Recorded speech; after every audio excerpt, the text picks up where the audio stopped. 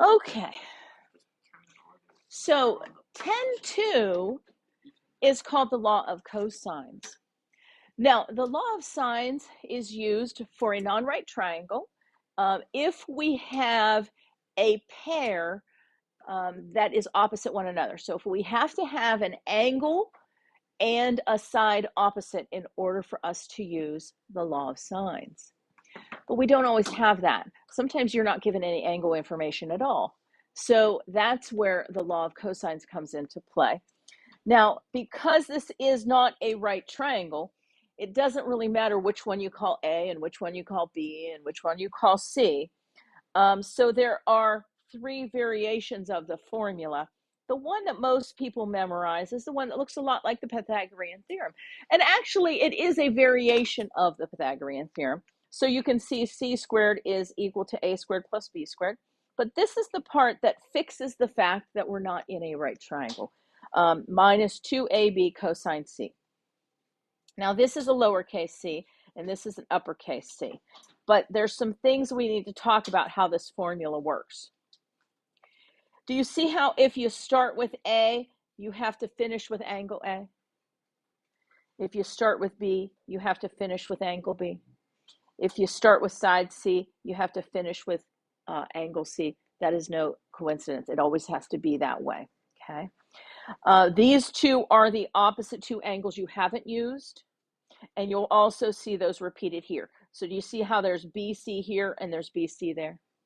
And there's AC there and there's AC there. And there's AB there and there's AB there. So those variations of the formula, it's really just one formula looking at it from a slightly different perspective. But whatever you start with here, the angle measure matches there, and the other two angles are in the other two spots. I don't know how else to describe it, but you will definitely need to memorize the law of cosines. But if you do this one, you can replace A, B, and C with, other things because it's A, B, and C are all arbitrary in a non-right triangle. You can call any of them A and any of them B and any of them C. So it just gives us one more tool to solve some information about a non-right triangle. So now we have the law of sines that we can use if we have an opposite pair. And then we now have the law of cosines we can use in a non-right triangle. Now, I would always start with, if I can use the law of sines, that's the route to take. This formula is harder to maneuver. So I would suggest that if you have an opposite pair, jump right to the law of sines. Don't start with the law of cosines. What's nice about the law of cosines, as soon as we use it once, it gains you that opposite side angle pair, so you don't have to use it more than once. The law of sines, we saw in 10.1 that we sometimes used it twice. Well, here, we'll only use the law of cosines one time. We'll get that opposite pair, and then we can jump to the law of sines. So let's look at an example.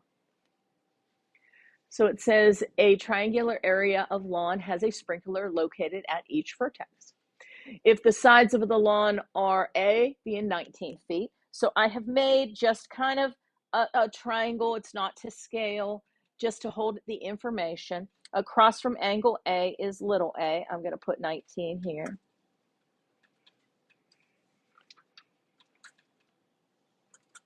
Actually, you know what? Let's do this. Littlest side is A, right? So let's put A here. The medium side is C, so I think that's probably that one. At least to get some perspective there. And then the biggest side is B, so let's put that right there.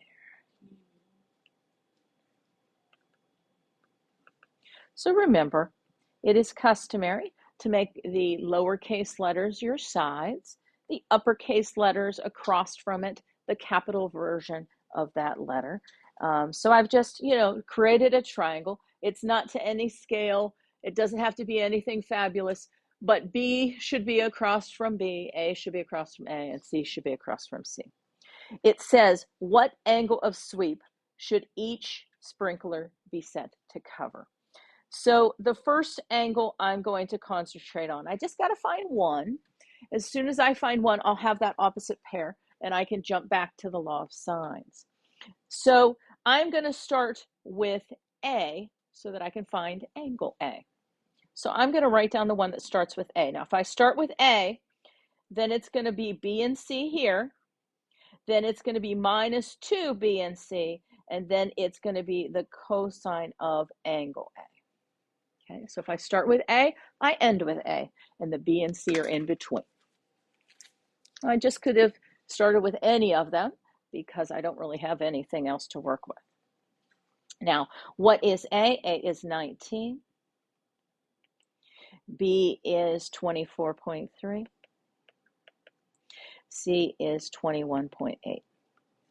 Now, I'm going to tell you what I see most people mess up on this formula. So if you see this formula, the thing that people mess up is their order of operations. Okay, so let me show you how to proceed and isolate that A.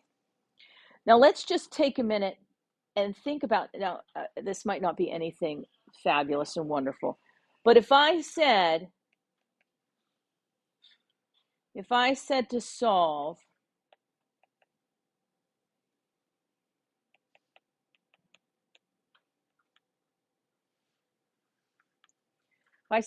that equation. Now, let's just go through the steps of solving that. Well, let's make this a 2. So you could add the 2 plus the 2 together. What would we do next in order to solve for x? Yes? Move the 4 so the 4x is on its own. Exactly. We want that 4x to be by itself. Sorry, I'm saying x and then I'm writing x.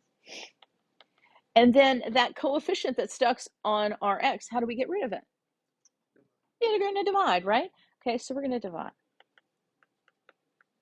Now, you guys don't have trouble solving that equation. So keep in mind the same rules that you did here, we're going to use up here. Okay, so let's go now and let's use a calculator to find the squares, and let's also find that. Okay, so 19 squared is 361. 24.3 squared is 590.49. 21.8 squared is 475.24. Negative 2 times 24.3 times 21.8 is, let me do that one more time, negative 2 times 24.3 times 21.8 is negative 1059.48 cosine A. Okay. Now, this here is like our x. This is not a like term with anything else. Here's where people make a mistake. They try to do this plus this minus that. You can't do that. You cannot detach that 1059.48 from the cosine of A without division. It is part of that term. So leave this alone. Leave it there until it's completely by itself. That's the term you're trying to isolate. That is like our x, okay? Now, that being said, we can do 590.49 plus 475.24. So we get 361 equals 1065.73 minus 1059.48 cosine of A. Again, here's where the mistake is made. People try to somehow subtract that. You cannot. The 1059.48 is stuck to the cosine. It only is removed by division. There's no subtraction. Don't do it, don't do it, don't do it. It's going to mess up your entire problem. But what we can do is we can subtract this away.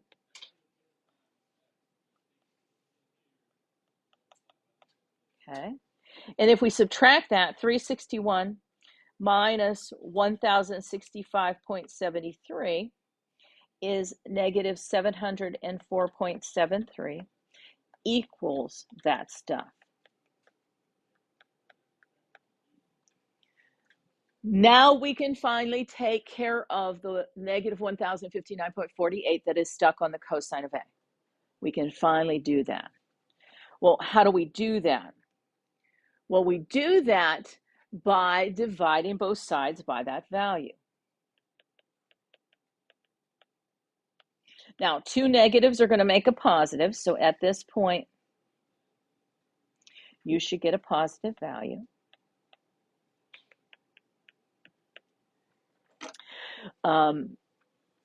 You're going to want that decimal place to go out at least 4 decimal places when you do the next step. So when we do that division, we get 0.6652. So at least take it out 4 decimal places. Now you know you're right. A cosine, also even when we were doing sines in 10.1, a sine and a cosine always must be a proper fraction between -1 and +1. So it always should end up being 0 point something, unless you get 1 exactly, but that doesn't happen very often. For right triangles it happens. But so 0 point something is a good indication that you're on the right track. Okay, so how do we find for an angle? How do we get that cosine off of this formula? How do we get rid of it? The inverse of cosine. So this is the only time you hit that second button when you were looking for an angle measure. Remember, that's an angle measure. The only time you use the second or inverse button on the sine, cosine, or tangent is if you were looking for an angle measure. Some of you missed that on the last test. You need an angle measure, that's the only time you hit that second button. So if we hit the second cosine of 0.6652, and let's round our angles to the nearest degree, we get that that's 48 degrees. Okay. So now we have a pair. We know that side A is 19 feet. We know angle A is 48. We never have to do the law of cosines twice. The instant we do it once, we now get to use the law of sines because we have a pair. So remember, we know that the sine of A over A is equal to either the sine of B over B, or we could use the sine of C over C. Whichever one you want, doesn't matter. But we're forced to use this one because it is the only opposite pair we've got. So let's start out with the sine of 48 over 19. And let's just do B for the heck of it. It doesn't matter. Either one, okay, is equal to the sine of B over little b, which is 24.3. Now, B is our longest side, so we should expect that angle B should be our largest angle measure. So what are we going to do to solve it? Well, it's going to be cross multiply 24.3 times the sine of 48 divided by 19 is the sine of B. Now, just like I was talking about before, the sine values are always between -1 and +1.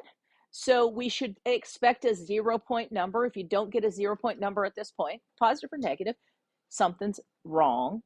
If you do 24.3 times the sine of 48 divided by 19, we get magically a 0 point number. That's great. Let's take it out 4 places. 0.9504. And the only time we are going to hit that inverse button on our calculator is when we are looking for an angle measure, and that's what we're looking for here. So we're going to inverse sign that 0.9504 number. We're going to round it to the nearest degree, and so that means B is 72 degrees. So let's put that up here.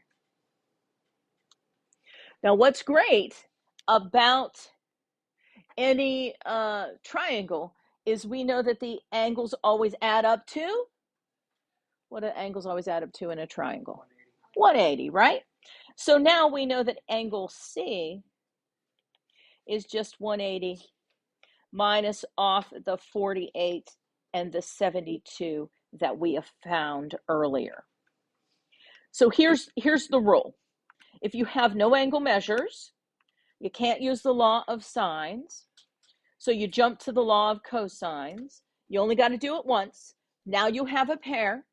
So we can use the law of sines. And then once you find two angles, you never have to do any of those things again. You can use the 180 rule. So we find that angle C is 60 degrees. So what we have found is that angle A has to sweep a 48 degree. The sprinkler sweeps 48 degrees. B does 72 degrees. And the corner at C sweeps 60 degrees.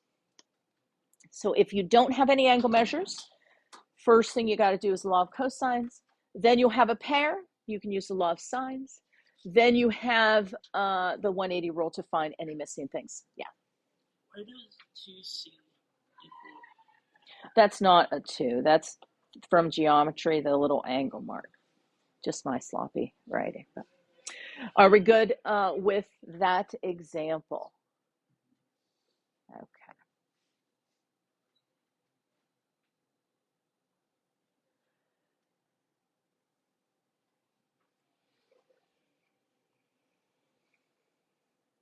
Okay. Let's do one more. We are going to solve this triangle. Remember, that just means find all missing angles and sides. We are going to round the sides to the nearest tenth and angles to the nearest degree. And that's if there are no instructions given, that's what I want you to always do. Sides to the nearest tenth, angles to the nearest degree. Unless the instructions say otherwise, please do that. Now, the first thing I check for is the law of sines an option. Well, that is not a complete pair. I'm missing the side. That is not a complete pair. I'm missing an angle. That is not a complete pair. I'm missing an angle. So that means I'm forced to jump to the law of cosines. If we are given one angle that is stuck between two of the sides, we have to start with that side when we do our law of cosines. So we are going to start with the a squared one. So let me write that formula down. I love how they say round your angles to the nearest degree. And they started out right in the back not doing that. Okay, let's call that 39 degrees. Let's follow the instructions given. Let's just call that 39. Okay. Okay. So let's plop in what we know to help us find angle A, or side A, I'm sorry. Okay, so I don't know A, but I know that B, remember this would be B, and this would be C. I know that B is 12, C is 14, so this is going to be 2 times 12 times 14. Those always repeat twice in the formula. And then this would be the cosine of 39 degrees. Now, this is easier when you have to use the law of cosines when you're not finding the angle, but you're finding the side. It's just going to be easier. You can actually just enter it right into a calculator. But I do want to show you where the order of operations can muck itself up. Okay, so let's just talk about that. Okay. 12 squared is 144. 14 squared is 196. Now you have to do 2 times 12 times 14 times the cosine of 39. Make sure your calculator is in degree mode. I'm going to round this out to, let's go 3 decimal places. I always go at least 1 or 2 decimal places past where they want me to in the instructions so that the final answer will be more accurate and I can round there. Okay. Now, what's great is now we can just add and subtract those things. So 144 plus 196 minus 261.121 is 78.879. How could we find A at this point? Yeah, you're just going to square root that.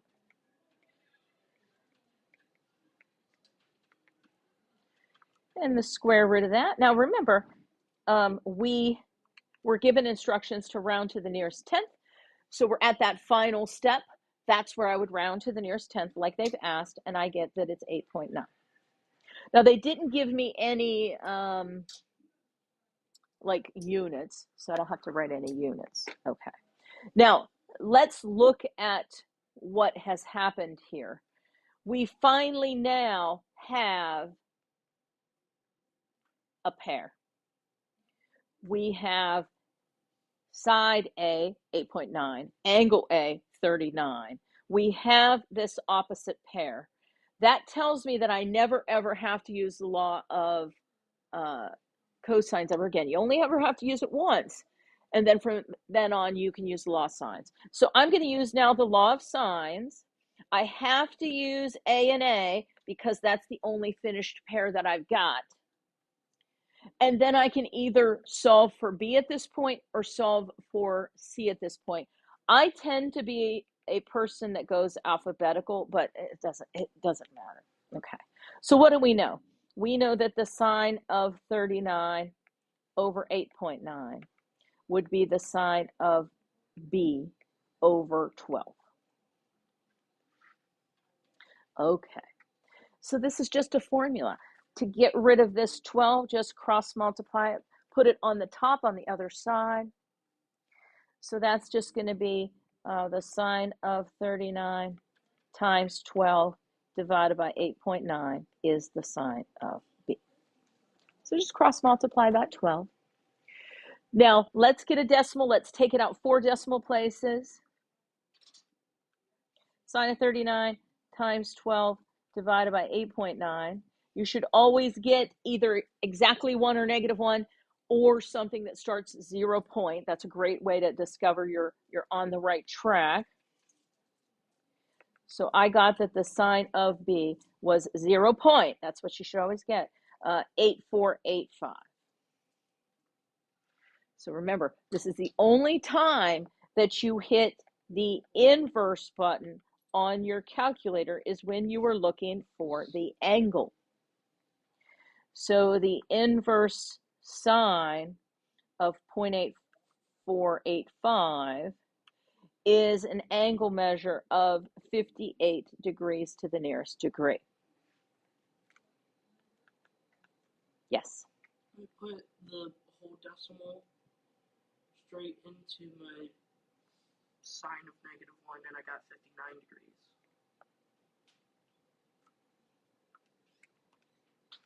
Like I did sine Yeah, of 39. I gotcha. Yeah, let me look.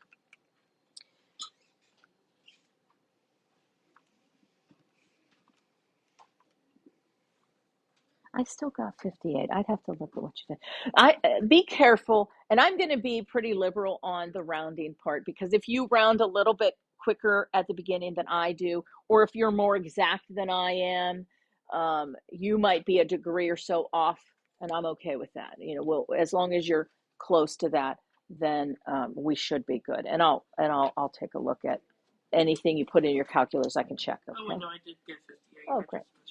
No problem. Okay, so now what's great is we use the law of cosines. You only have to do it once. We use the law of sines, and now we can just use the 180 rule. So angle C is going to be 180 minus off the 39 and the 58.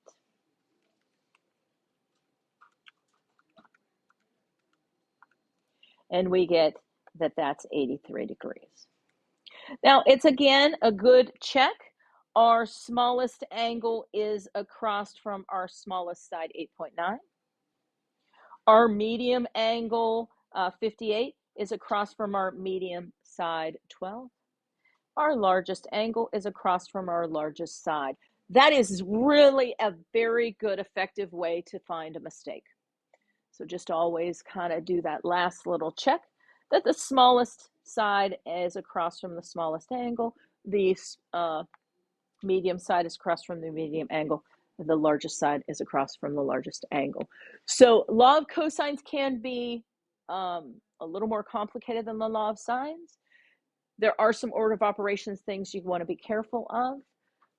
But once you use it and effectively find a missing either side or angle, you always end up with a pair, and then we can use law of sines from there. And then if you know two angles, use the 180 rule, and that will complete the process. Okay? Okay.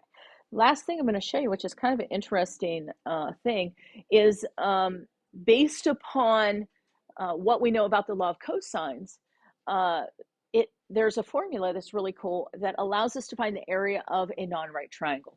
So back in the day, you were taught that the area of a triangle was 1/2 base times height. But what do you know? You always have to know a 90-degree height, right? If you don't know a 90-degree height, you can't find the area. But what's really cool is if you know the length of all three sides, like think of our sprinkler problem at the beginning. Our sprinkler problem, if I said find the area of that triangle, you'd be like, oh. So there's a formula for that. So here is the next formula. The only other formula we're going to need for 10-2. It's called Heron's formula. And it's based upon it's called a semi-perimeter. This is this 1/2 A plus B plus C. You take half the perimeter, and then you stick that where that S is. My 5s and S's kind of look, those aren't 5s, those are S's. Where those S's are, and then you can find the area of any triangle as long as you know all three sides. So it's really kind of a cool formula. So the area of this triangle would be the square root of S times the quantity of S minus A times the quantity of S minus B times the quantity of S minus C. So I'm not going to prove to you that that's what that is. It's just kind of a neat formula to find the area of a triangle as long as you know the length of all three sides. It doesn't have to be a right triangle. It will work for any triangle as long as you know the length of all three sides. So kind of an interesting little formula I always like showing my students.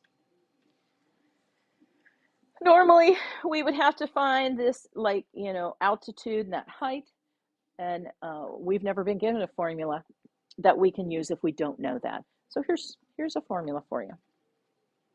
So calculate this semi-perimeter first, then you can stick it into the formula that you see.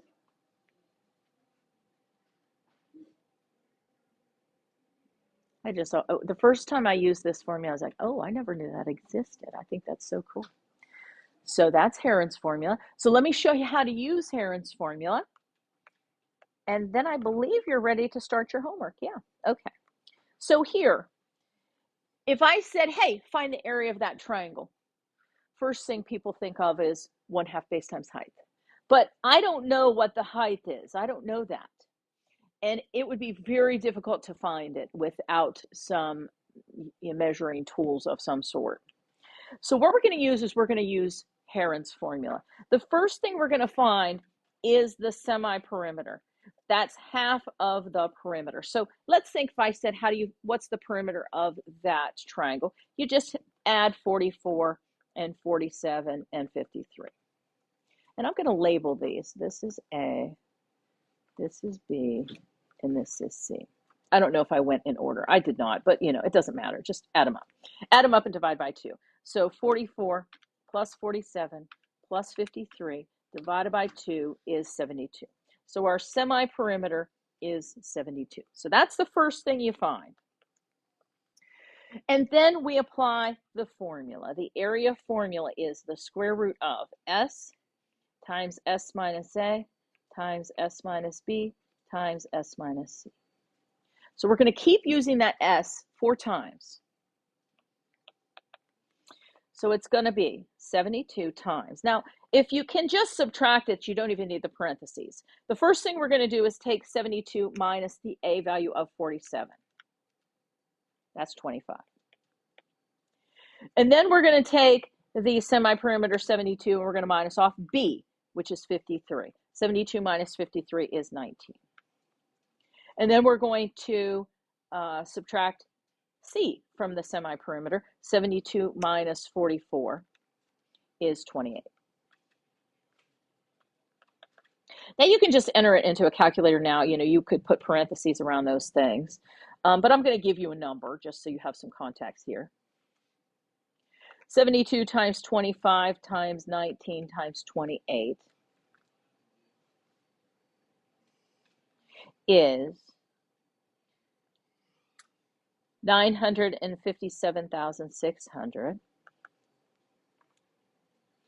And if we square root that, we get to the nearest tenth, 978.6. Now our units were feet, so the area associated with anything that had measurements in feet is square feet. So just kind of a neat formula about finding the area if you don't know anything more than the lengths of the sides. So let's go over what you do again. You find the semi-perimeter, which is just half the perimeter.